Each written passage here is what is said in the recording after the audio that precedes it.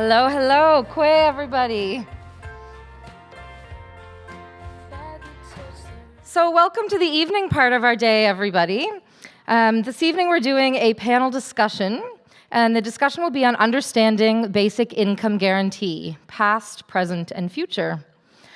My name is Randall, and this is Rachel.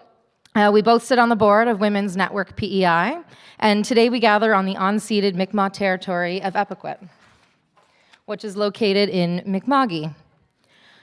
So this evening we're going to learn about PEI's unique role in advancing basic income guarantee in Canada and how it would impact the various lives and sectors in Prince Edward Island.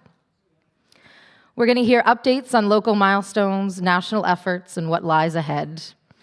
It's essential that any basic income program is rooted in Indigenous autonomy and self-determination and the rights of Indigenous people to determine whether a basic income is delivered in their communities and what form it will take. And so today you may have received a card when you arrived. It contains a QR code. This card right here. So there's a QR code on the back of it. And that QR code will bring you to access resources, and that includes the PEI proposal that was created in November of 2023 by Coalition Canada for Basic Income, Revenu de Base, as well as the recent report on basic income guarantee and the potential impacts for gender-based violence. And there's other links on there too, so check those out and grab a card if you haven't. So this evening our event will include a presentation, a panel discussion, and a spoken word. And the spoken word this evening will be created and delivered by Prince Edward Island's Poet Laureate, Tanya Davis, which is amazing, woo! To start the evening, just move this a little bit here. To start the evening, we would like to introduce our panel moderator, Alexia Riche. Come on up, Alexia. Alexia, and she knows how to dress too. Spectacular. Alexia is awesome. Yes. So Alexia is a dynamic nonprofit leader, advocate, and community builder. Originally from Mauritius, she immigrated to PEI to pursue her studies, fell in love with the island, and decided to call it home. Currently serving as the executive director of the Community Sector Network of PEI, Alexia leads strategic initiatives that empower nonprofit organizations across the province. She's currently pursuing a Master of Professional Studies in Organizational Leadership. Bravo, that's fantastic. And holds a Bachelor of Arts in Applied Communication, Leadership and Culture, and Diversity and Social Justice Studies from UPEI. She previously served as the Diversity Training Coordinator for Resourceabilities. Beyond her professional work, Alexia is an active volunteer. She currently serves on the Board of Directors for Women's Network PEI, the Advisory Council on the Status of Women, and is a member of the Comité Consultatif de la Communauté Acadienne et Francophone. How did I do? Fantastic, thank you. Boy, I had to pull that French out from a long time ago. She also previously held leadership roles with Action Femmes, PEI, PEI Rape and Sexual Assault Center, where I first met Alexia, World University Service of Canada, and many other organizations. Welcome, Alexia. PEI is so lucky to have her.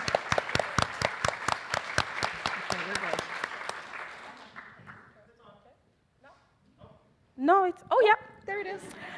Well, thank you, Randall, and thank you, Rachel. Welcome, everyone. How's everyone doing today? That's great, great energy. So to start our evening, I would like to introduce Gillian Kilfoyle and Jane Ledwell, who will be providing more information on the fight for guaranteed livable income in PEI. Jane and Gillian.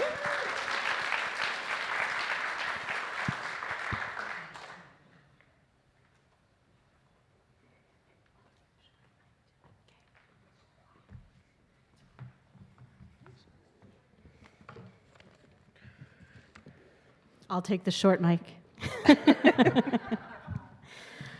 Well, good evening. My name is Jane. And my name's Jillian.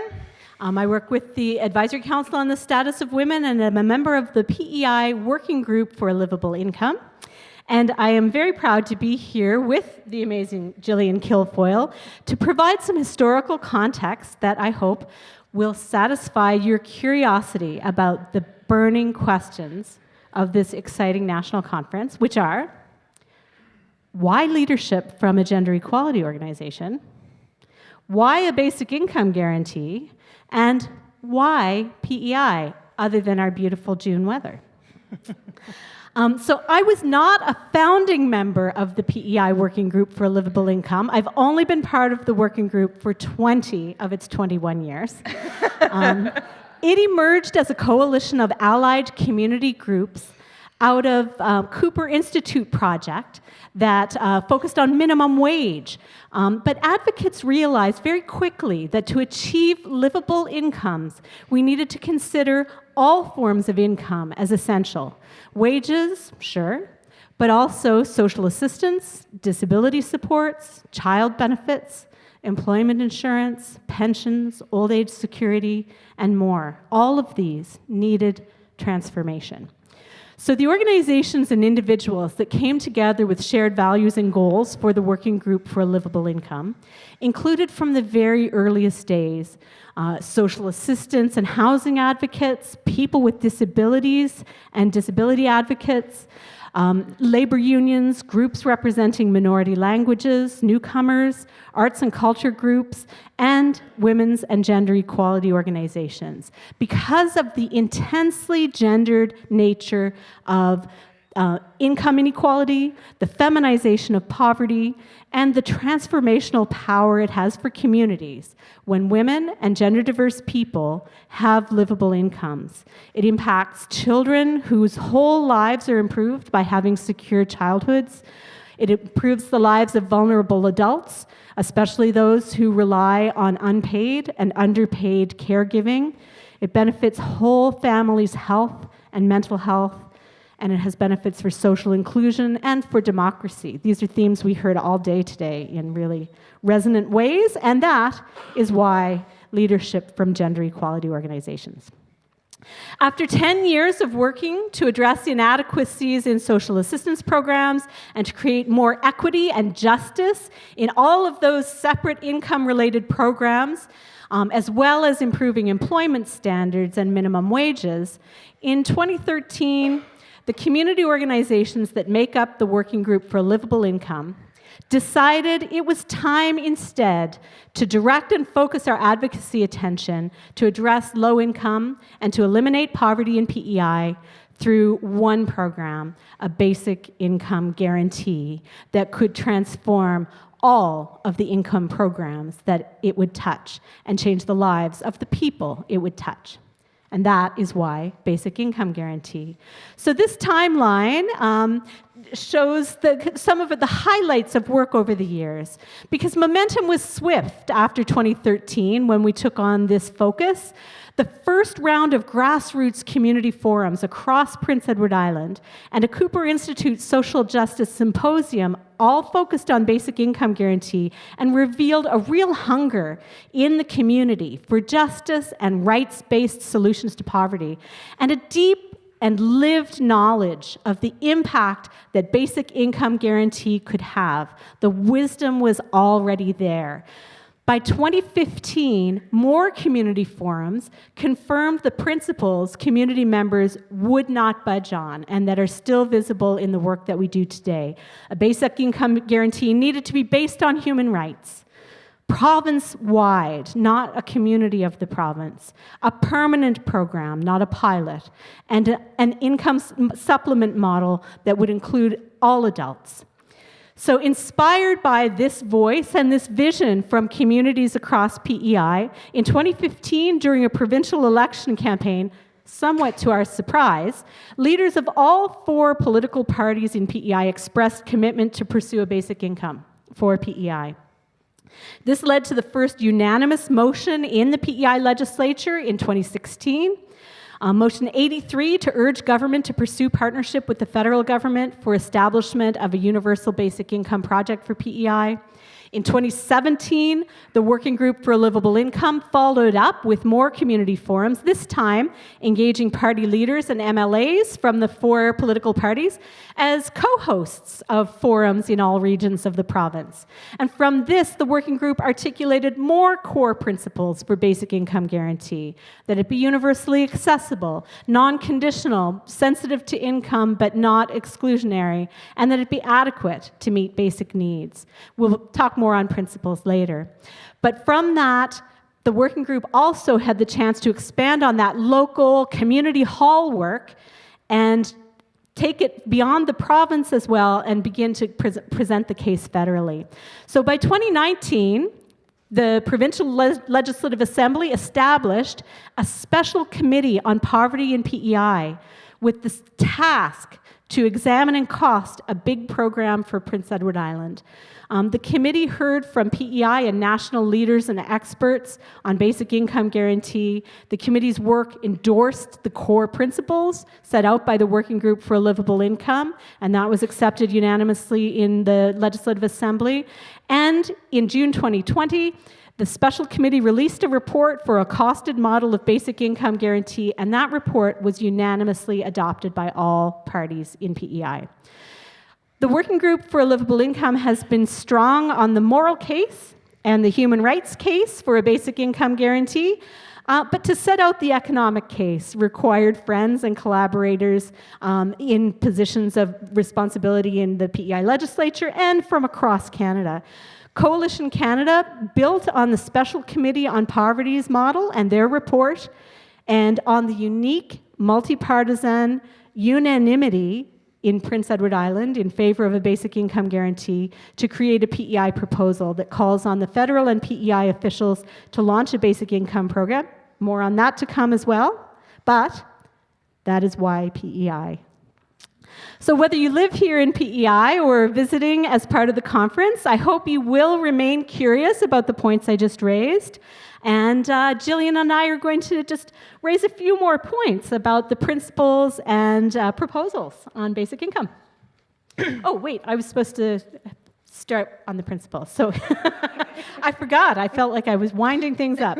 As Randall noted, the first principle of basic income guarantee, when we're talking about a program that is provincial and national and, you know, these kinds of nation-building projects, as they've been referred to recently, we recognize these ideas of provinces and nations are settler colonial constructs, and that first principles, we do have to recognize Indigenous autonomy and self-determination, and that those must be predominant. So I think I got ahead by a slide, but I wanted to say that first. And then just to say that since its inception, whether working on social assistance programs or basic income programs, the PEI Working Group for a Livable Income believes that everyone who lives in PEI has the right to an income that allows them to live in good health and with dignity. And our goal has been to influence the attitudes and actions of the community, of employees and employers, and public policymakers in an effort to make a livable income that can be a reality for all islanders. And that has to be an income that reflects the cost of life's necessities. So we'll skip the next slide, which I just said, and we'll go to the next one, which some of those costs include housing and food, clothing and transportation, child and elder care, health care and supplies. We've had to add over the years communications technologies, access to information and the internet, and the capacity to deal with emergencies, which has been a really fundamental one since the beginning. These are human rights and social rights. These are the necessities of life, the necessities of health, of social inclusion, of democratic participation, and it is our collective responsibility to meet these basic needs, to have a society that can thrive. More principles from Jill. It's really important. There's a lot of people who support guaranteed livable income or basic income guarantee for different reasons. And so for the PEI Working Group for Livable Income, it was really important to root the type of program that we're looking for in these guiding principles.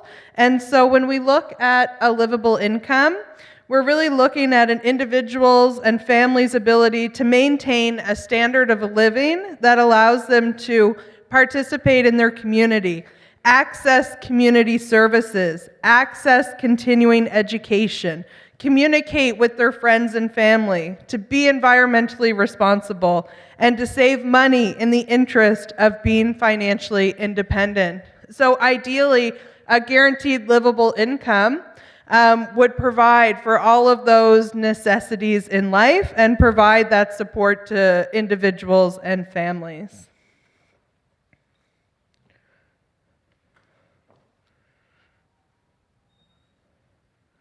I may have gone too far. There we go. So when we're looking at why we need a basic income, of course, it is a very effective way to eliminate poverty. When we're looking at why people experience poverty, it's because they don't have adequate income. And so we have seen governments at all levels. Did my microphone stop working? No, it's okay. Try to solve the issue of poverty without actually giving people money, which really is the solution that is needed. There are other supports that are necessary as well. But it really is a mechanism not only to reduce the rates of poverty, but also to close that gap between extreme wealth and extreme poverty. And we really need to look at income inequality and rising income inequality as one of the biggest challenges, one of the biggest things that's tearing at the social fabric in our communities. And I think when we look at, and Tracy touched on this morning as well, when we look at how much wealth has been concentrated in the hands of a few, and I don't mean that as a saying, but like actually just a few people own the equivalent of half of Canada's wealth, it really is the way that greed is kind of tearing apart people's lives in different ways is so unacceptable. And so it's really important when we're looking at poverty reduction that it has to include more of a wealth tax and people who have the most in our society paying their fair share or paying at all in some cases. And so it's really both of those things, both that reduction of poverty, but also closing that gap between rich and poor. It's also a mechanism for increasing gender equality. Like Jane said, so many of the issues that gender equity organizations are focused on are issues related to financial security and economics. And so we know that people who identify as women continue to do a lot of the unpaid caregiving, 2/3 sometimes globally. And that caregiving typically is unpaid work related to childcare, to elder care, or care for adults with disabilities. And the reality is that a lot of work that women do is devalued and it isn't compensated accordingly. And even when people who identify as women are taking on work of equal value as their male counterparts, they're often paid less in the formal workforce as well. And so it's so important that if anyone, any government, policymaker, anyone is committed to gender equity, there has to be an economic and financial change that goes along with that. Automation and AI is huge. It doesn't mean that there won't be any jobs like they have been in the past, but there's certainly situations and tools out there now that an employer who may be needed 50 staff in the past may only need 5. And so we're seeing that a lot of careers and jobs are at risk of being redundant as a result of automation. And it's creating more precarity in markets, which just only furthers the case to have the social infrastructure in place like guaranteed livable income, so as the technology changes and careers change, that people have that support in place. Climate change, we all saw for folks in the East Coast the impacts of Hurricane Fiona and the inability for government to get direct support to people here in PEI. The people who needed the most support were having to line up to show ID to be able to get $300. And they were spending hours lining up to try and get that information. And so we just don't have the social infrastructure in place. And we know with climate change that there will be more extreme weather happening. And so we need something like guaranteed livable income in place, because instead of trying to figure out every time there's a new crisis how to get money, who deserves it, how much do they deserve, how do we get it to them, because, the biggest fear in that case seems to be giving somebody money that they weren't entitled to. Then we have something in place, and when these extreme situations occur, you have infrastructure that you can add to in particular cases.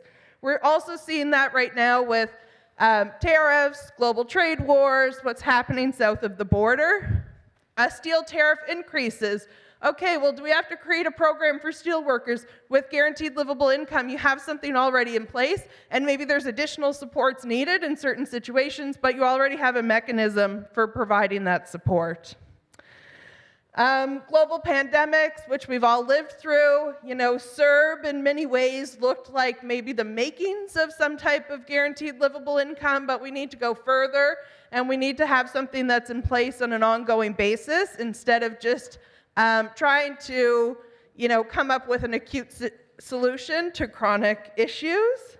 And it's also really important looking at gender-based violence and the reduction of gender-based violence. There's a big cost of abuse, and often that cost of abuse is absorbed by people who identify as women.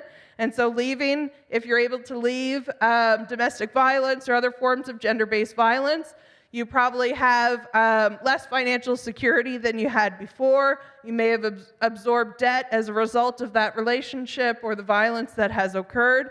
And so guaranteed basic income helps to mitigate some of those challenges.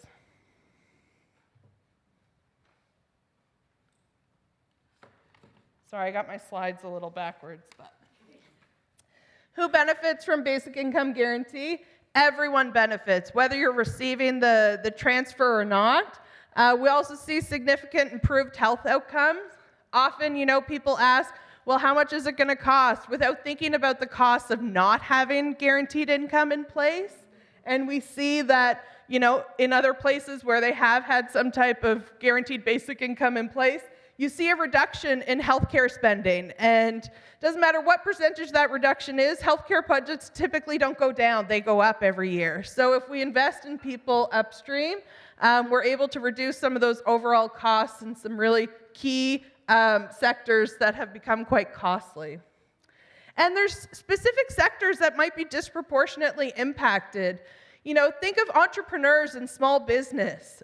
Often they say, a new business owner, they may not be able to draw a salary for the first couple of years of opening their business. Well, if you're an entrepreneur and you have a guaranteed livable income, what type of small business idea might you create, or what type of risk might you take on in that situation? And so there's a lot of different groups who will really benefit from this type of guaranteed livable income, and it's something that really ultimately will benefit all of us in different ways. There's a lot of myths out there around guaranteed livable income. People think it's too expensive. People think that people won't want to work, and that we won't need any other social programs if we just have this one thing called guaranteed livable income. And I think we talked a lot about that today in different sessions in different ways.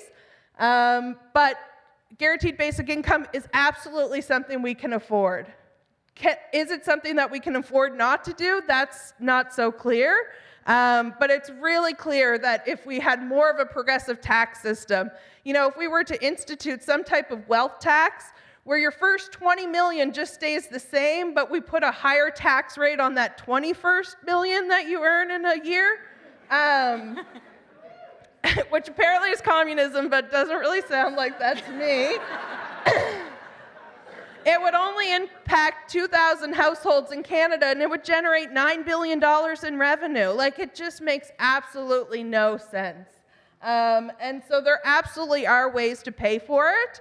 And people are still motivated to work. People are very motivated to earn beyond their basic needs. This provides people with more stability if they want to train, if they want to transition their careers. But that workforce attachment doesn't decrease. And this is often a myth that gets created by employers who rely on low wages. And my view is that low wages are more of a barrier to workforce attachment than guaranteed livable income would be.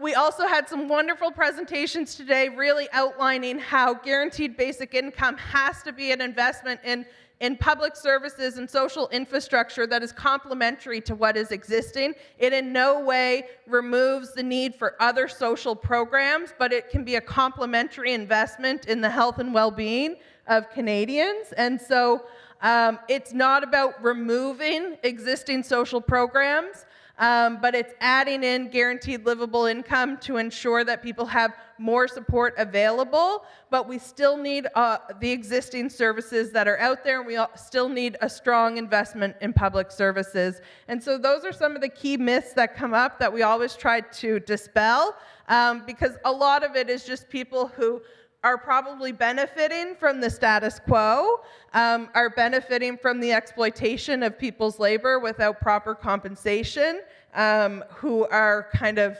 reinforcing this idea that these myths are true. And it's also just really important to highlight the uniqueness in PEI. PEI is an excellent place to start a program for guaranteed basic income. Like our public health care system was started in Saskatchewan and then rolled out to the rest of Canada, we really see an opportunity for something similar to happen in PEI. In PEI, we can start demonstrating how to implement a guaranteed basic income.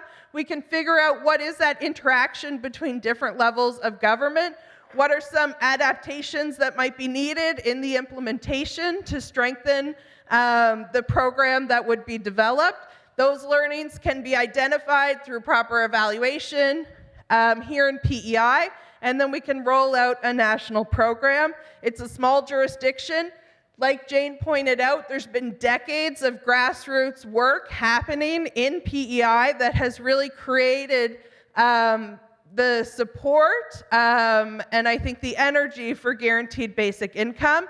And there's advocates from all across Canada who are advocating for PEI to be the place to start. And many of us may know, if you're from PEI, sometimes it feels like it goes in the other direction. Like things happen in other jurisdictions and then PEI might be one of the last provinces to implement something. Not always, but in some cases. But I think when we look at guaranteed basic income, we really want to reverse that trend. We want to start in PEI. There's been work done by Coalition Canada for Basic Income, Revenu de Base, where they've done a lot of the work for elected officials and government departments. They've created a pathway to start that implementation. And so PEI is the place to do it. Now's the time to do it. And we just kind of wanted to provide that overview of the work that's been done here, the work that we'd like to see in the future, and why it's so important that we have a guaranteed livable income. Thank you.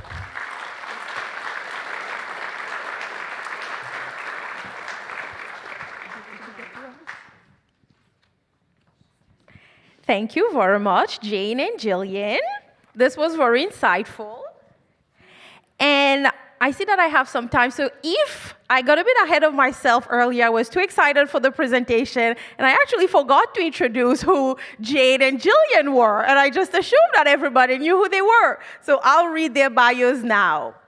So Jillian Kilfoyle was born in Western PEI and has lived and worked across the country. Jillian has worked in the non-for-profit sector for almost 20 years and is currently the executive director for Women's Network. Jillian has previously been involved in organizations such as Katimavik, Apathy is Boring, and Girls Action Foundation. Before joining Women's Network in October 2016, before joining in 2016, sorry.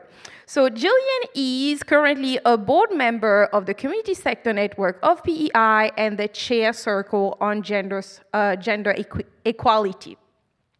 And then Jane Ledwell is the Executive Director of the PEI Advisory Council on the Status of Women and a long-time member of the PEI Working Group for a Livable Income.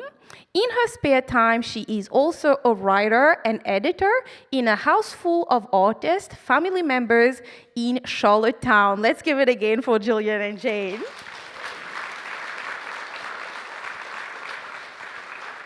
Fantastic. So now we'll move on to the panel, the second part of the evening. So I will, just a second, have to stay to my script here. So I will be now reading the bios for the panelists, and as I will read, they will be coming up the stage here. So Lauren King is a first-generation organic farmer in Bonshaw, PEI. Lauren and their wife, Soleil, are the co-owners, operators of Soleil's Farm, a 7-acre mixed vegetable farm, which they run alongside their amazing farm crew. Lauren is dedicated to providing their community with fresh, delicious, local organic vegetables, supplying over 30 island restaurants and stores, as well as 200 families through a community-supported agriculture and food security program. All right.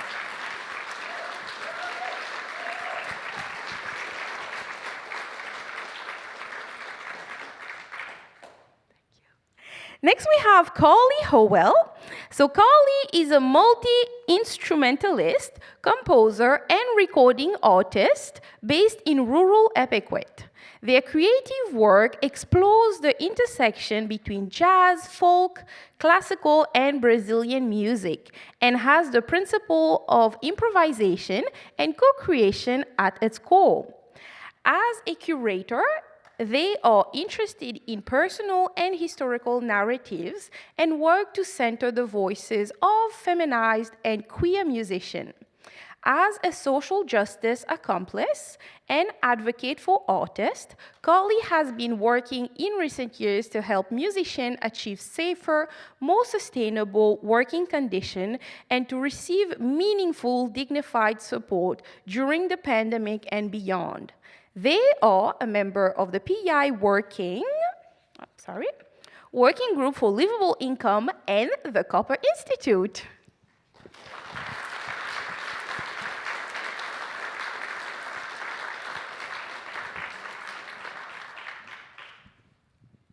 Next, we have Mike McDonald.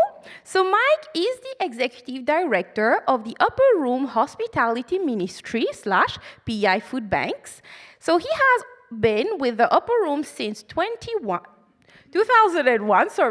where he continues to lead the organization through some extremely challenging times and has led them through extreme growth. While Mike oversees the operation of the Upper Rooms Food Bank and Soup Kitchen, he also operates PEI Food Banks, which is the provincial association for food banks in the province. Mike has been involved in all aspects of the operation of the Upper Room for almost 25 years and has a passion helping islanders in need. He has worked in many local organizations to serve islanders and is a past board member of Food Banks Canada and continues to work with them closely to relieve hunger today and prevent it tomorrow in PEI and Canada.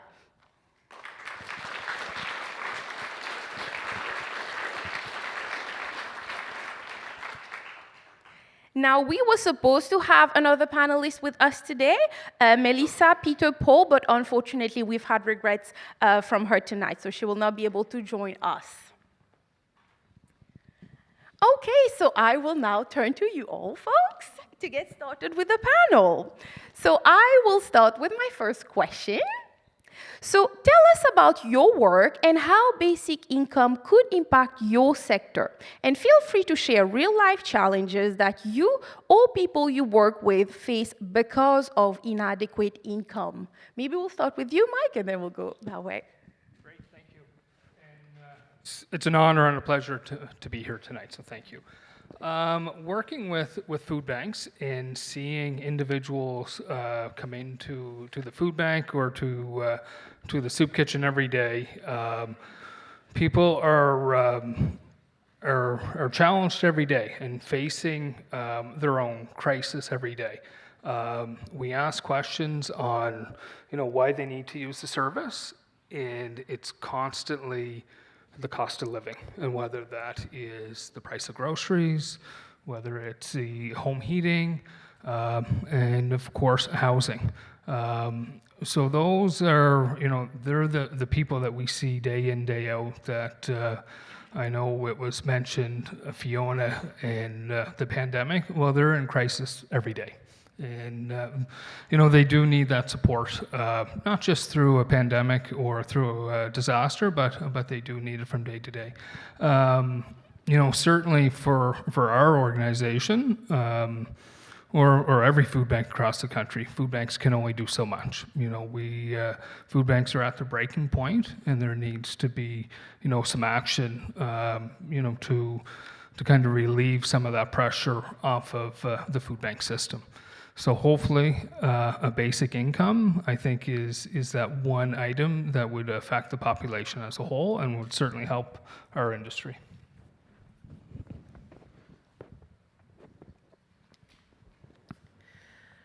So I'd like to start by sharing a bit about how I became involved in advocacy work for basic income.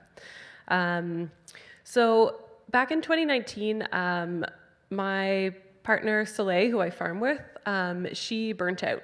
I think many of us know that farming is hard work, and it can really take a toll on folks. At that point, Soleil had been running the farm solo for 7 years, and she burnt out to the point that she almost completely lost her short-term memory for 2 months, and that winter she could barely get off the couch.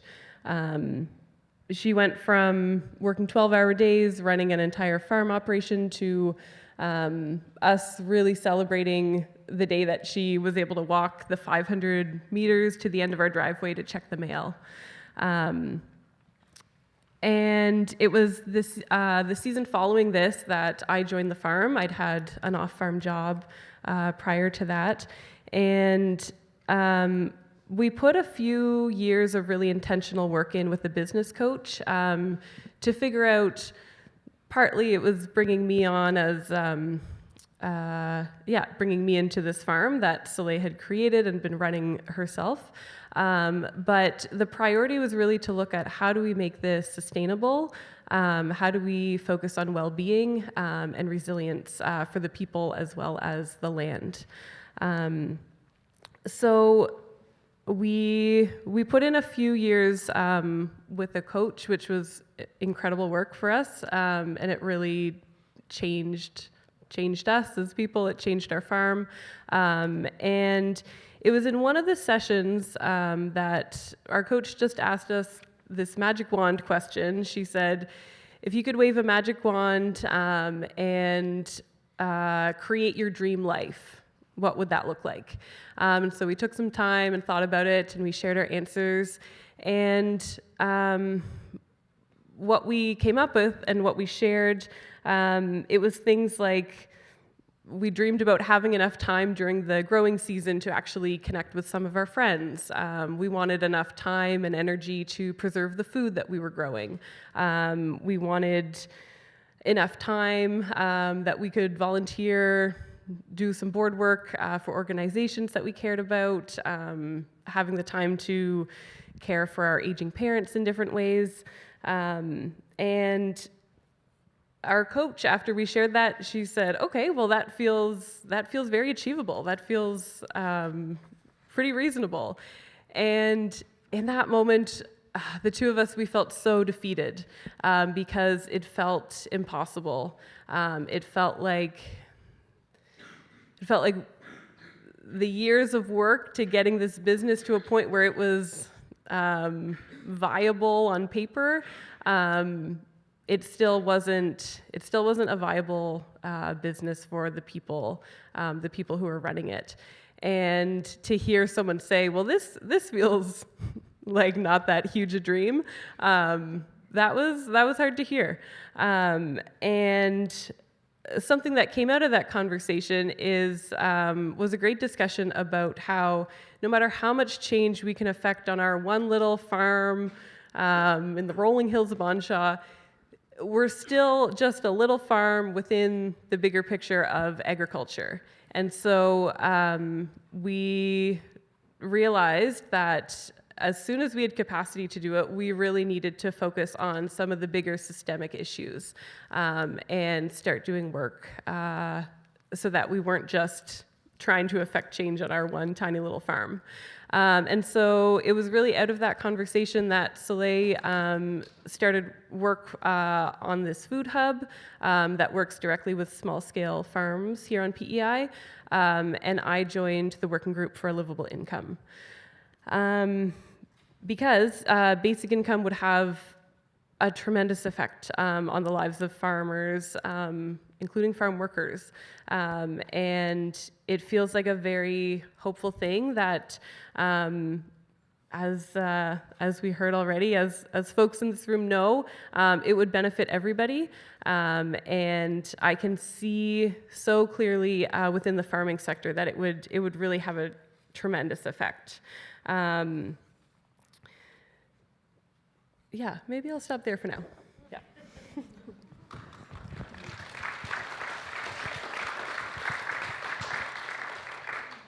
Hi, everyone.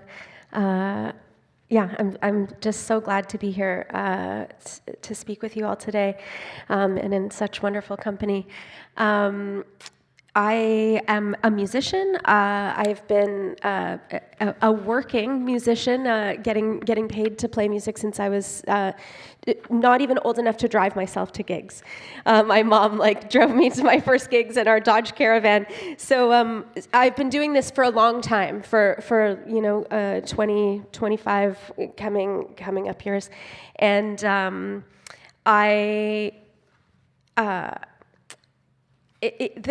you're told in the arts industry that if you put in your time and you pay your dues, that it will pay off. But there's never a timeline on that. And so you start out fresh-faced and bright-eyed and full of passion, and you're like, yeah, I'm gonna work hard at this, and then people will see my hard work, and this will pay off. And I've been doing this a long time, and I feel so lucky to still get to be a professional artist and make the majority of my living as an artist, and it is still so extraordinarily hard. And I think that there's a lot of layers to that, and one layer is that there's so much invisible labor in arts work. And first of all, actually, just labeling art as work. Art equals work. Because, yeah, right? Art equals work. We have to say it over and over and over again because we have this mystified notion of that art is this magical, mystical thing, and that it just comes out of the universe, and it just appears, and it is this mythical unicorn in a way. And that if you're an artist and that you're doing it because you love it, if I had a nickel for every time somebody was like, oh, but you love what you do, so that must make it worthwhile, right? And it's like, well, that is why I keep doing it. I love it. I love it so much that I exist despite the extreme precarity, actually, that is there. And, sometimes we hear this idea of living to paycheck, and that is a very hard living. But as an artist, you're living gig to gig. You're living day to day. You're living moment to moment of I have this gig today, but I actually don't know when the phone is necessarily going to ring again. And I have to just keep showing up for this thing and keeping myself at the top of my game until the phone rings again. And of course, as you develop in your career, hopefully the phone starts ringing more, you start to trust more that those gigs will come, but you don't know. And you don't know from day to day or week to week, or especially year to year. And one year you might have an amazing year, and then the next year it could just be flat out. And that is not a reflection of your quality as an artist. It is a reflection of so many other things, a result of so many other things. And so I think that first of all, just the myth that that art just sort of happens, and that it isn't work, and that there's so much work underneath that we don't even see. So thinking about some of those things, just to illuminate them, if I play if I am asked to play a gig, I get paid usually, and I mean, it obviously depends on the circumstances. There are obviously people who are paying very well, but or recognizing these labors. But you know, generally, I get paid for the time that I show up to play that gig. So if I'm playing on a Friday night, I get paid from 7 to 9 on a Friday night. But I've spent 30 years practicing my instrument, and you know, probably many hours that week practicing. I'm preparing for this gig in particular. I have to learn the music. I have to do all of the administration of scheduling the rehearsals and signing the contracts and going back and forth. That is all unpaid time. All of the supplies that I need for my instrument, all of the transportation costs, none of that is factored into the fees that I get on a regular basis. Unless people are thinking about those things and have more progressive budgets.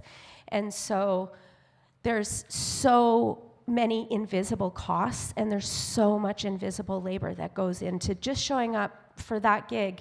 And then if I have to create something, if a visual artist, for example, who's creating works, you have to buy all of those materials, and you have to put in hundreds of hours of creating a body of work, and hundreds of hours of trying to workshop and network and meet people until you get that opportunity to show that work in a gallery. And then maybe somebody buys your painting. And it can be years of investing in an arts career where there's next to no income from it. And we take for granted that that's just what artists are doing. Oh, we're just like investing in our careers until that magical moment comes where you get discovered. But that's not the way that most people's arts careers are working. We're just year after year, even when you are discovered, just working from opportunity to opportunity to opportunity. And every employment opportunity is a whole, it's a whole job. And so when you think about if you're going to a more traditional form of employment, you do your interview once, you sign your contract once, and then maybe you're going to work on a pretty regular basis, and that's all kind of out of the way. But every time you take a gig, you're negotiating all of those things. And then as an independent artist, I'm also responsible for promoting the gig, for getting people to the gig, finding funding to promote or to underwrite the creative process. And so I think number one is like just all of the invisible labor that is not paid is a really big part of it. And so the first thing that I wanted to say, just like, what would BIG help us do? Well, BIG would help us do the work of making art, actually. And just speaking about dispelling myths, this idea that people won't work. All of the artists that I know, all we want to do is just make art. And if art is work, it means that all we want to do is work. We want to do the work that we feel like we're here to do. And we can't afford to do that work often, and we can't sustain it. And so just valuing all of the work that we have to put in behind the scenes to show up and do the thing that is the public thing, I think is one way that BIG would really support the arts industry, is just by supporting the unpaid work of it all. And then the second layer of it is that most of us don't have access to the security systems that do exist. So employment insurance or health insurance or leave, medical leave, bereavement leave, all of these things are usually not available to you as a independent artist. And so there's just no margin of error. You're working 50, 70, 100 hours a week just trying to make it happen. And if one little thread pulls out of there, it all falls apart. And I can say that happened for me. in addition to my performing career, I have also done a lot of arts education work. And there was a moment in my life where I was like, I really want to see if I can like hustle and spend a couple of years like really working on my art, but also really like working in this arts education field where I was making more money. It wasn't extreme money, but it was a little bit steadier. And I was like, I feel like if I could just like hustle just for a little while, then maybe I could get somewhere. And what I ended up doing was burning myself out to the place of a full mental breakdown, and I worked until the very last day until I couldn't go anymore, and pretty much collapsed. And I took many months off in a really pretty severe mental health breakdown, and I had no social safety net, and so that I went deeply into debt, and that became another thing that was very hard to recover from. And so just sustaining people in the arts needs some sort of safety net. You need to be able to just step back and take a break sometimes. You need to be able to take care of yourself, especially when all of those other support systems aren't necessarily there. And then I think just speaking to the nature of the arts in general, we look to artists to be emotional. We look to artists to be vulnerable. We want artists to feel the things and then express the things to us. And it is incredibly hard to feel the things and express the things when you're in an extreme state of precarity and vulnerability and need. And it is very hard to try to be the messenger for those things when you don't feel like you can even take care of it yourself. And it's very hard to be creative when you're in those places. And so I think to recognize that if we need artists to do what they do, then we need to support their basic dignity, so that it's not just about the moment to moment, but it is about this sustaining their lives. And the pandemic showed us the value of arts, and it showed us the lengths that artists will go to support the people around them. And I think that when we sustain artists in even the smallest of ways, we see that they return those efforts back into the community in a multitude of ways. And that is also work that we're not always able to put a price tag on, but actually it is invaluable, and the least that we can do is sustain the people who are doing that kind of invaluable work. And then the final point that I wanted to make is just around gender-based violence in the music industry and safer working conditions. I know for myself, as a younger person, you're told to say yes to everything. You're told, yeah, just say yes to everything, and like the great opportunities will come, and then you'll be able to sort of like find your path. But in the process of saying yes to everything, you say yes to a lot of really egregious things. And I worked in a lot of really awful settings and with people who treated me very badly. But it was a paycheck, but I was like, I have to be there, or this could be a good connection, or I'll just put up with this bad behavior for a little longer because I think this gig is gonna lead somewhere, and you're always waiting for it to lead somewhere. And, or you just need that paycheck. There's lots of physically unsafe working conditions that a lot of people put up with as well, because we just wanna do the work of being an artist. And so you put up with a lot.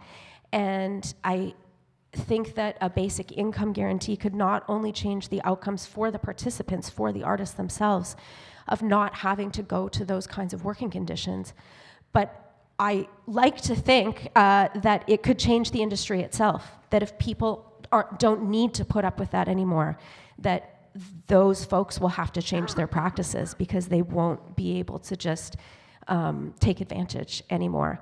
So yeah, I think BIG could have a lot of really, really huge impacts.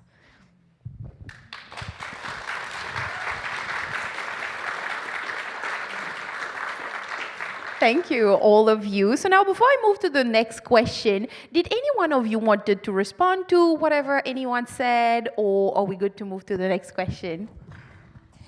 I just, what Lauren said about just this person saying like, well, that seems pretty achievable. I think that's like so salient because when you're not in that situation, looking from the outside, it's easy to just be like, well, here's a 3-step plan. Oh, well, why don't you just do this? The number of times that people have told me, oh, well, if you put your videos on YouTube, people go viral on YouTube. People make a lot of money on YouTube. It's like, even just that, like, oh, just throw your videos up on YouTube. That's a massive process. Like, that's actually like involves a whole lot of skill and equipment and labor. And then I'm just throwing my videos up on YouTube, hoping that something will go viral and then I'll monetize it. And actually monetizing things on YouTube is actually a complicated process also.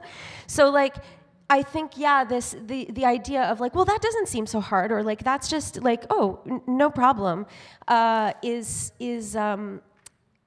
really salient. And the principles of BIG, of being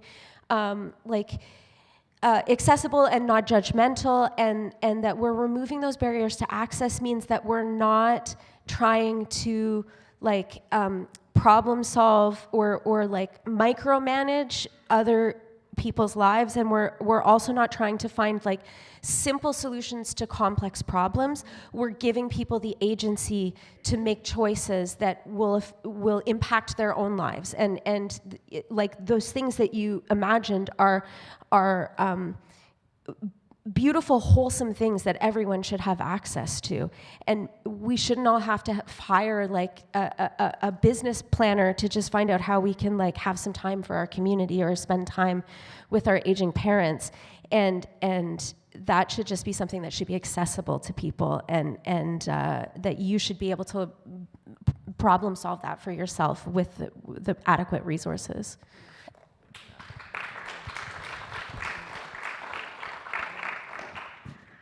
I'd actually like to add to that, because a few things that came up when all of you were talking were this constant state of crisis, being personal crisis or crisis of our clients, people we work with. And when you're not in it or you don't really understand it, it is, as you say, you can come up with like this 3-step plan or whatever, but it might just not be realistic. How nice would it be to have this safety net, to have BIG, where you don't have to be in this dangerous situation, where you don't have to burn out, and you can just do the things that, you know, are good for yourself. Yeah. Yeah. Okay, so now moving on to the next question. So from your perspective, what difference would basic income make in the future of PEI? And maybe we'll start the other end now and come back this way. Sure, you're hearing a lot from me right now. Yeah, well, I mean, we are so proud of our arts community here. We take so much pride in the arts community, and we also gain massively economically as a province from the investment of artists and from the arts scene here. But it is very hard to be a full-time artist on this island. It's very hard to sustain a living that you're here full-time. I love living here. I moved here about 5 years ago. But I travel off-island often, and I'm very lucky to have beautiful opportunities that I choose to take, and also it is a way that I sustain my career in the arts is to be here when the work is here, which is mostly in the summer, and then to be away in the winter when the work is elsewhere. And we have such an incredible wealth of I'll speak mainly from the performing arts, because that is the industry that I'm in. We have such a huge wealth of performing artists here, and most of them have to leave to really expand their careers, or just to get a foothold.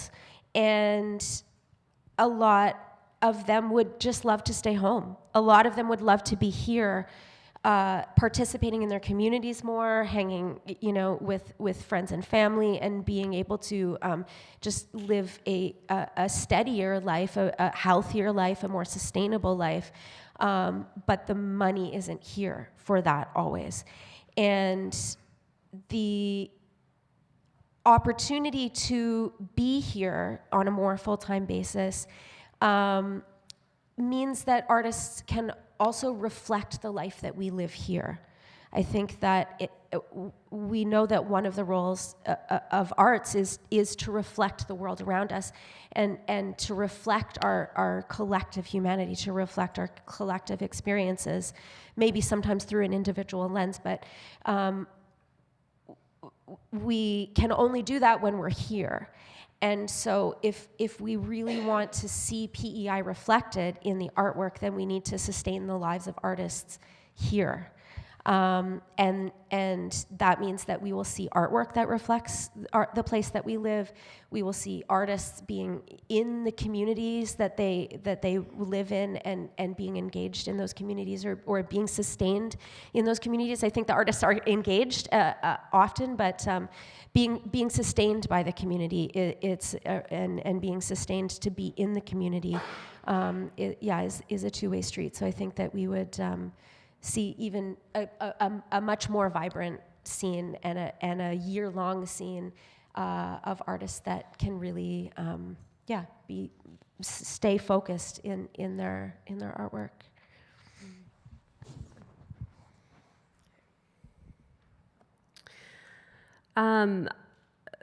PEI is full of, beautiful rolling fields. We have taglines like "We're Canada's food island," and I think we're seeing it a lot more recently. But especially in recent years, we've seen that we really we feel the precarity in a very different way as an island, and we need to strengthen our local food system. We've felt that vulnerability in lots of ways recently. Increasingly erratic weather causes, incredible issues on our farm. The increase in winds that we've had is one of our biggest stressors. Increased seasons of drought, and then the intensity of the rain falling all at once. A lot of these things are making farming riskier and riskier and harder for folks. We've seen global supply chains kind of wreak havoc and increase all of the costs associated with doing business. Often, local farm products have been kind of seen a bit as like a niche or elite kind of product that's being offered. Typically, small little farms will sell directly to higher end restaurants. But in the last few years, when we've seen E. coli outbreaks and drought in California and then flooding in California, and the cost of romaine skyrocketed, the little diner at the end of our road, they started buying lettuce mix from us because we started being the affordable option. And I think we're going to see more and more of that. We do work really hard to make our product affordable, but we also need to recognize that there are hidden costs to cheap food. It's often that people are being exploited, that the land is being exploited. There are costs behind cheap food. So we need to strengthen our island's food system. I think often folks talk about food security, thinking about food insecurity affecting folks with low income. But really, as an island, it affects all of us. We all know that if we have a snowstorm, if there are high winds and the bridge gets closed down, it doesn't take long for grocery store shelves to go bare. So food security, it affects all of us. It's not, it's not an issue only affecting low-income folks. And we have tons of farms here, but we also have a lot of exports on this island. And so recognizing that link between the small farms and really looking at how much we're importing food and how much our food could be supplying the folks here on the island. A basic income, it would support new farmers looking to enter into farming, which is an increasingly pressing need. In 2022, I believe Stats Canada put out that the average age of farmers was 58. And so we have an aging pool of farmers, and the pool of new farmers coming in, that pool is shrinking pretty rapidly. And so we need to make farming a viable career option for folks, and we need better support for new farmers as land prices are increasing, as margins get tighter and tighter, and as I said, as weather becomes increasingly erratic, it just the risks are increasing, and the costs are increasing, and we need to figure out better supports for folks who want to grow food, and a basic income would absolutely support that. So not only would a basic income support new farmers looking to enter into the field, but it would also support farm workers. Farm workers are such a crucial element to our food system, and they are the most precarious people in that system. The seasonality of the work and the low wages, they make it a really challenging career path. There often aren't many benefits associated with farm work, and farm work is often looked at as not being skilled labor, but it is incredibly highly skilled labor. Having returning employees, that is a huge gift to a farm, not having to spend all the time training new people year after year. And if we're able to help stabilize, for farm workers, they face a lot of challenges, and if there's better support to them, if there's a safety net offered to them, so that they don't feel like they have to sacrifice so much in order to do this work that often they love to do, it helps not only them, but it also helps the farm in a huge way.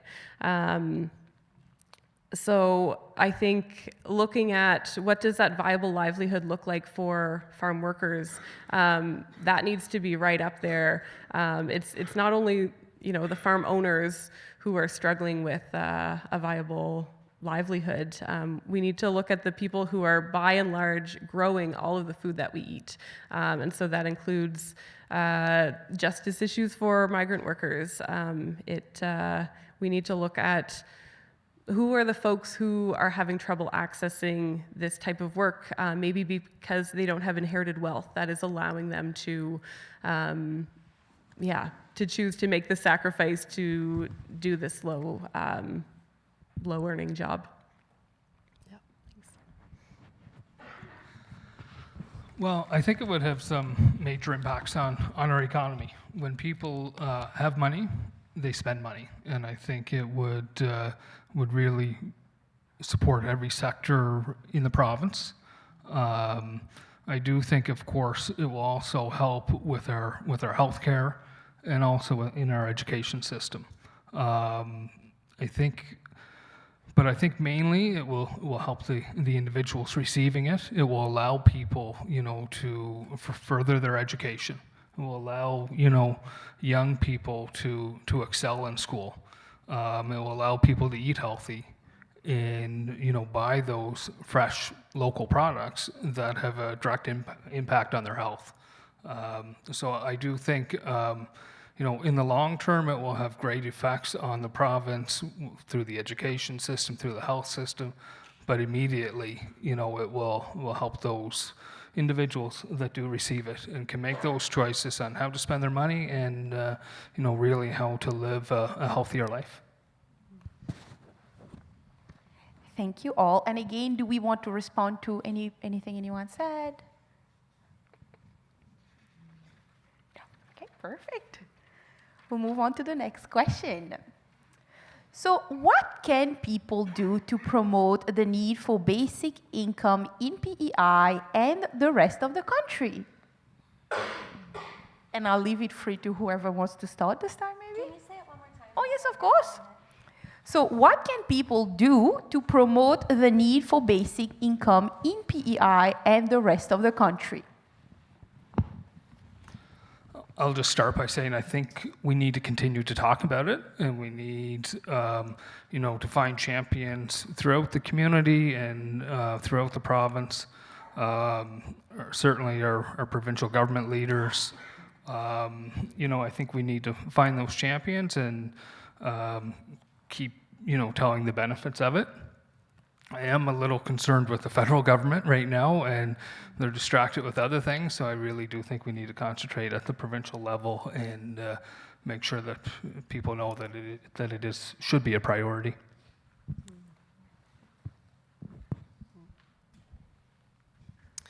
I feel like this room and this conference is full of folks who have great suggestions and very actionable strategies for how we should be advocating for it. So I am keen to hear from other folks.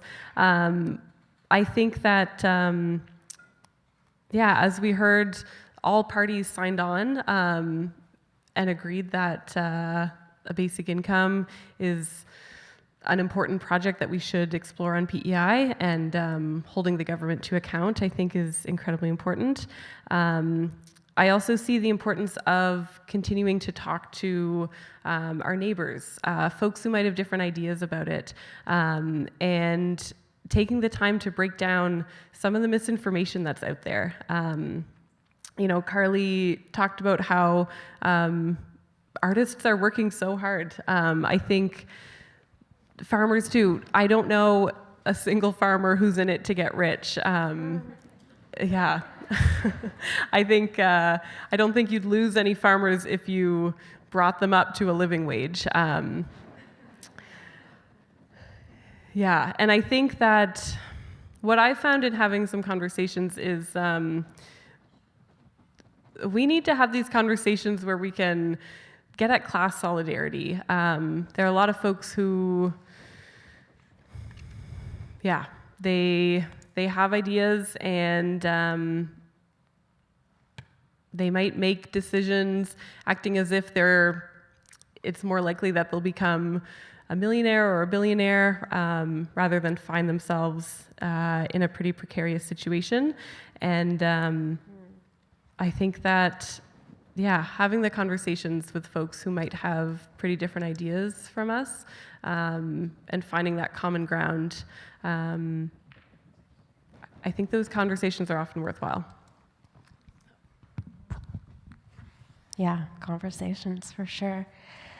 I have two thoughts about this. The first came from a panel that I attended this morning. We were talking, there was this phrase of, if you fill the gaps, then they, the decision makers, think the problem is fixed. And a lot of the gaps get filled by unpaid labor. It is labor, but it is unpaid, or it is underpaid labor. But people are doing it because they care. And I bet this room is filled with people who do a lot of unpaid labor, volunteer work, a lot of time that they put in at their job that isn't really, paid for, or maybe you're working at a not-for-profit and you're definitely working at a wage that is lower than what it would be in the private sector, and you're like, but I believe in the work that I'm doing. And so then the powers that be are like, well, the work is getting done, so we don't have to think about it. And so one of the things that they spoke about in the panel this morning was considering, working into metrics what the paid labor is and what the unpaid labor is. Because when you consider both of those things, then you get a broader spectrum of how much time and energy and effort is going into this thing. And we can have an idea of all of those efforts that are going unrewarded. And I do want to make clear that the principles of BIG it's not just about work, right? We actually need to detach from this idea that the only way that we should earn, that we have to earn a dignified living. I don't believe that is true. I honestly, if for whatever reason you can't work in any of these traditional senses, I 1000% still believe that you deserve a dignified life. But I also really respond viscerally to this, misinformation or this misunderstanding or this myth that stands in front. It is a lot at the forefront of the reasons why people aren't more ready to move forward on this. Even very progressive people that I speak to, very community-minded people that I speak to, are like, well, but we need labor, we need a workforce, like people won't work anymore. And that is a real, an argument that really stops the train a lot of the time. So that is why I speak about work, but I just wanted to underline that. But yeah, so first of all, just looking at like all of the unpaid labor and finding a way of valuing that, I think puts into perspective for people the need to value the efforts that people are putting in and the disproportional way that we reward people's efforts in this society. I don't think that Galen Weston is working harder than a lot of the people in this room, but we all know that he's made more money in the time that this panel has happened than most of us will make in our whole lives. So, sure, he's working, but not harder than a lot of us. And so we have this very inequitable distribution. And so, considering all forms of labor as important and valuable, in addition to considering all forms of life as valuable. And the second is, I've been thinking about this a lot because for me it's a no-brainer. For many of us in this room, it's a total no-brainer. It's like, but why can't we see, like the numbers are there, the social argument is there, the moral argument is there, like why is this so hard for people to get on board with? Especially in the wake of the pandemic where we saw that an imperfect form of income guarantee dramatically changed the outcomes for this country. And yet it didn't change the attitudes towards a basic income guarantee in a way that has impacted change around that issue. So I've been thinking about this a lot, and I think that when we are seeing our social systems not function in the ways that we need them to function, when the education system isn't necessarily meeting our needs, when the healthcare system isn't meeting our needs, when even CERB didn't meet a lot of people's needs. For artists, it wasn't available initially. We really had to advocate for it, and you're like, wow, the system is not here for me. Then it's really hard to put your vote or your advocacy behind a imaginary system when already the systems that are there are really dysfunctional or they're not working for you. And so then people are like, well, I just have to take care of myself. If I can't trust the systems, then I have to take care of myself and my own. And we get into these very closed-minded or closed attitudes of just trying to protect ourselves. And then that just rolls into voting in our own best interest and like supporting policies that are supporting individuals because we feel like we're surviving as individuals and not as a community. And so I believe that the more that we can support our communities and the more that we can bolster those systems, but also just be the systems for one another, when we can show people that there is a form of support that is there for them if they trust in the collective good, and that if they invest in the collective, then the collective will also give back to them. I don't love transactional analogies or this idea of transactional thought, but I do think that in order to entrust our individual security to a larger system, in a way that we're really putting our votes and our time and our energy and our value sets behind, we need to know that we can trust them in some small way. And so showing people what that trust looks like, having mutual aid, community engaged supports, shows people that they don't just have to rely on themselves, and it allows them to think about big systems that could extend this idea of mutual aid and community support, and that we're taking care of the community and that the community takes care of us.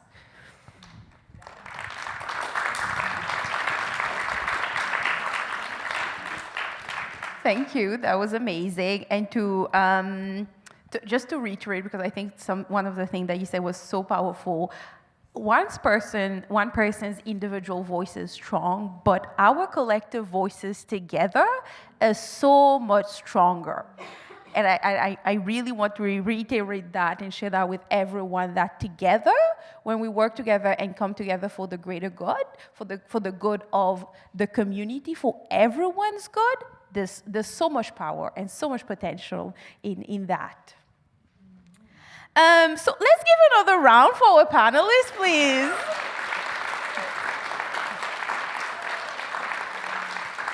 Thank you.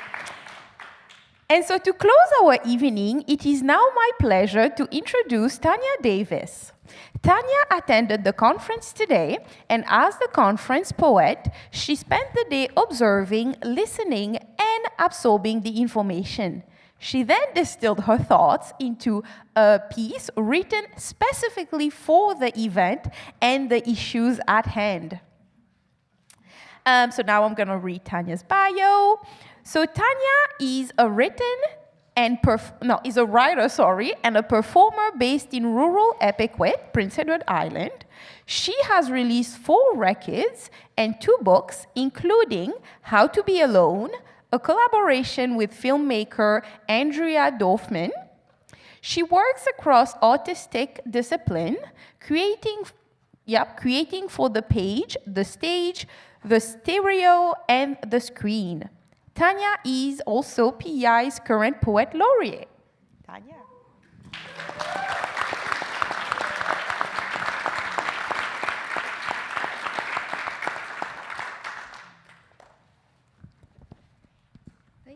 Thank you. This one, yeah.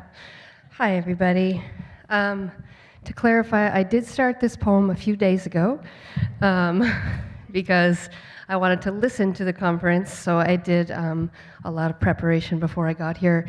It was a real treat. Can you all hear me well? What if I'm looking down at my paper like this? Can you still hear me? Great. It was a real treat to be here at the conference and to listen to the panels that I attended today and to just take it in. There's a lot of information, and this is just one distillation from my little head about some of the things I read about and listened to, and a few other notes I was able to scribble today while listening.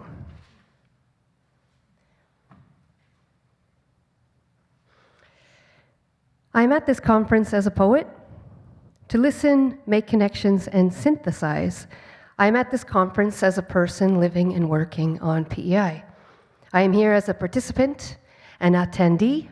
I brought my questions with me and my curiosity. I am here to learn. I had a lot to read before I started writing this piece because I realized I didn't know much about basic income guarantees.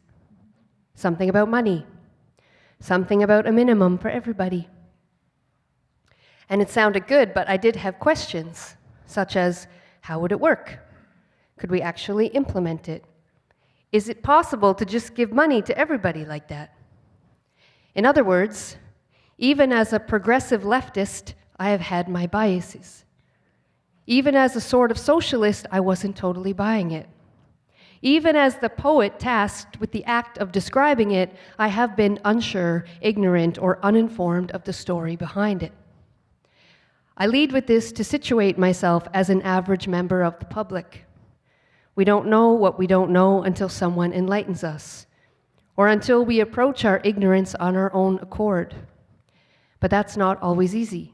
We might need a reason, or an invitation, or an open door. A confluence of people with skills to change the discourse, which could change the whole course of events. But before the good words reach enough ears at the right time, whole eras of change can lay dormant, entire paradigms of progress on pause. We may be poised for revolution, or just a better way to do things. We may have tools at the ready, we might have done enough studies, We might have ample proof to back our theories and our claims, but until we have tended the roots of any stubborn assumptions, nothing new will bloom or change. And of course, we've been trying to tend the roots. It's just that they're tangled.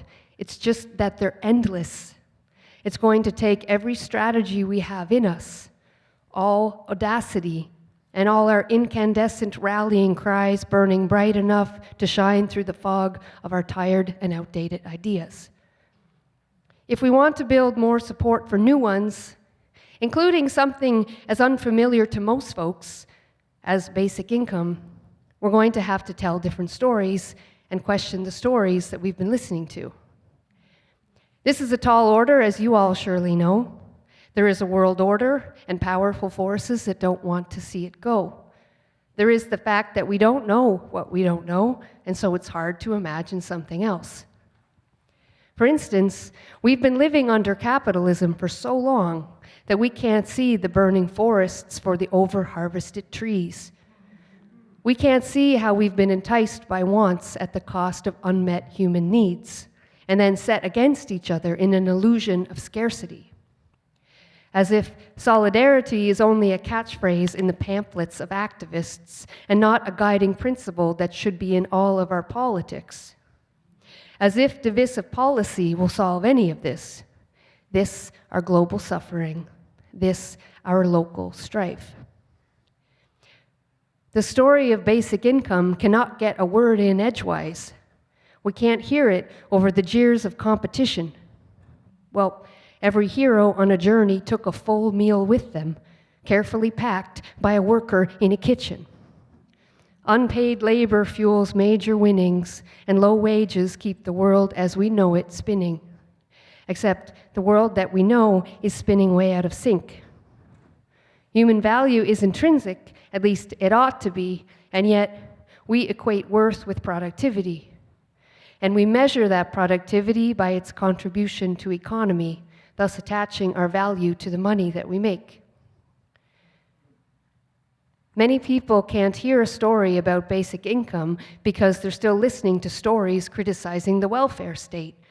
Our ideas on poverty are outdated, but there are people in power who still blame it on people with less power than them instead of how it actually happens. Through crises of food and climate and housing, systemic oppression and structural violence. Because the rights of the market are held and protected above all else, including the people just trying to survive in it. What if we wanted to thrive in it? Would we appeal to hearts or logic? What's more impressive, a self-made man or the knowledge that no self is made out of context, and no one gets rich in a bubble? No one is poor without someone else's profit, and many profit off of struggle, and that imbalance burdens all of us. Poverty is a result of poor policy, and poor policy is a mistake we could learn from and change. Poor policy is a mistake, but only forgivable until it is a choice. A basic income guarantee could be an amends we make. It could be a stabilizing force, a resilient, life-changing strategy, if it is based in basic human rights and not charity, if it is indeed universal, freely given, unconditional, if the bureaucracy is minimal and it sufficiently meets people's needs, even though people's needs differ. Exactly. It should therefore be responsive, dynamic, a complement to other programs and services with the aim of equitable access and opportunity for all. They really want to talk to you. I'm joking. Regardless of specifics, we need a floor beneath which no one can fall. This is a hard concept to grasp, kind of like we can't collectively accept a financial ceiling. So billionaires' bank accounts just keep on climbing unimpeded, less regulated than the hoops we all jump through to prove we are deserving and assistance is needed. Like seas, poverty keeps rising, and the rift between the poor and rich keeps widening. The repercussions of this income inequality are so clear and so harmful it's understandable we might try to shirk responsibility or deny our involvement. If we're not in policy or politics, we might think we are absolved from the problem or from trying to solve it. Be that poverty or other inequities, it's all related.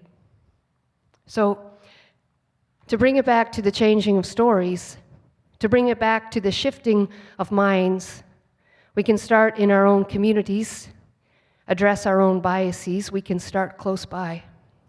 If I were to start with mine, I'd have to admit that I too have a productivity complex. And I want people to know I work hard enough so I can feel worthy myself.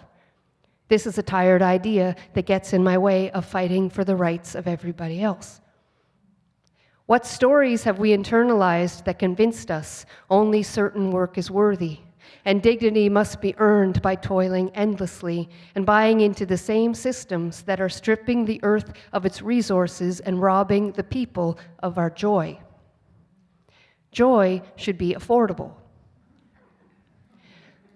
like food and housing and care, like medicine and transportation, and the ability to participate in our communities wherever and however we are. A basic income guarantee could be a part of this. It could also be a move towards economic equity, an affirmation of dignity. It could help reduce gender-based violence and increase gender equality. It could be something to help lift people from poverty, a goal that this country has promised, a vow that the United Nations has sworn. Here on offer is but one of the tools we could use. Yes, it is doable. Yes, people will still contribute as much or more as they used to, while being valued intrinsically.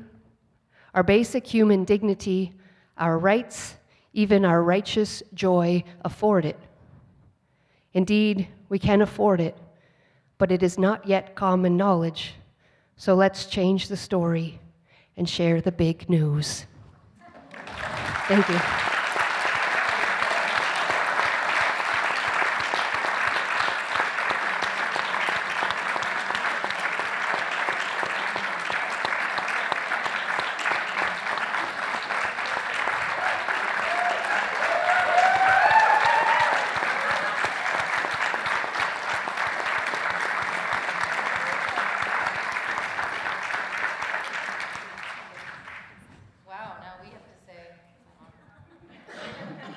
Now we have to say thank you, and that just feels not enough after sharing that. So, Tanya, from all of us, thank you so much for sharing the gift of that powerful and reflective poem. What a beautiful way to tie everything up, and just a beautiful gift to leave us with as we leave today. So thank you.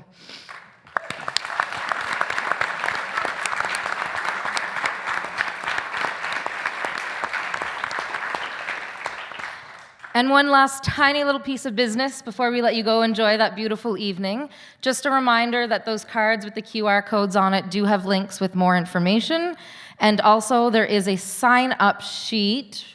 Where? At the registration table, there's a sign-up sheet that you can fill out for folks who would like to receive more information in the future regarding basic income guarantees and various initiatives that are happening.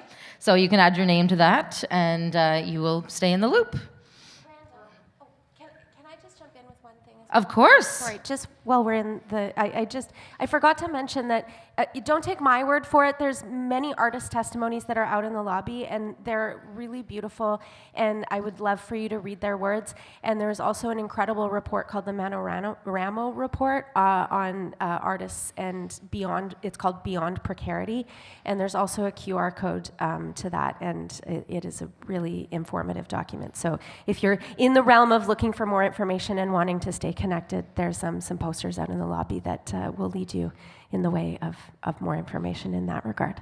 Thanks so much for adding that. Thank you. And one other detail, too, that I feel like makes sense to add on. As you're chewing and reflecting on all the things that you've shared and learned and such today, don't forget about the Community Voices board that's out there. Feel free, even if you want to take a card home tonight to reflect on it or to write something to bring back tomorrow. But just a reminder, that'll still be there tomorrow, and please add to and go read some of the other voices there if you'd like. So Final thank you. Final thank you to our panelists and to Alexia for her brilliant job as our moderator tonight. Thank you, Alexia. And final word of go safely this evening, find joy in the rest of the evening, and we wish you a really wonderful day tomorrow. Good night, everyone.